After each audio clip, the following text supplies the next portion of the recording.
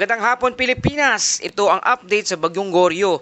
Alas 4 ng hapon, ang sentro ng Severe Tropical Storm Goryo ay nasa layong 1,060 kilometers silangan ng extreme northern Luzon. May lakas na hanging malapit sa gitna na 110 kilometers per hour at may pagbugso hanggang 135 kilometers per hour. At ang central pressure nito ay 985 high pressure area. At ang galaw nito ay pakanluran, timog kanluran sa bilis na 20 kilometers per hour. Bahagyang bumagal ang kilos kumpara kanina at may lawak na hanging dala na malalakas hanggang storm force wind hanggang 300 kilometers mula sa gitna. Para sa ating tropical cyclone wind signals, wala pang nakataas na wind signal sa ngayon. Paalala, kung bababa ang track nito patimog, posibleng magtaas ng signal number 1 sa extreme northern Luzon. Iba pang mga peligro, severe winds, hindi inaasahan na direktang tatama si Goryo sa Pilipinas sa susunod na 3 araw. Pero mananatili pa rin ang bantay lalo na sa hilagang bahagi ng Luzon. Para sa ating coastal waters, katamtamang taas ang alon hanggang 2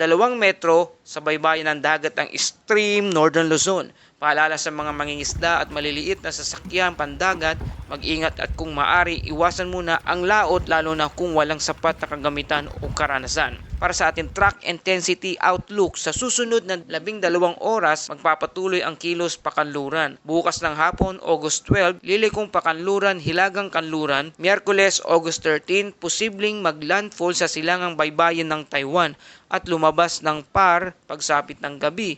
Posibleng maging typhoon category bago ito maglandfall sa Taiwan. Pagkatapos ay hihina rin habang tumatahak sa kalupaan. Mga kababayan, bagaman wala pang direktang epekto sa bansa si Goryo ngayon, manatiling alerto at tutok sa mga susunod na abiso lalo na kung magbabago ang direksyon nito. Laging handa at huwag baliwalain ang mga paalala ng inyong local DRRMO. Ito ang Pilipinas weather ngayon, ang iyong gabay sa panahon. Mag-ingat tayong lahat at huwag kalimutang i-like, share and subscribe para tuloy-tuloy ang update. Maraming salamat, ingat!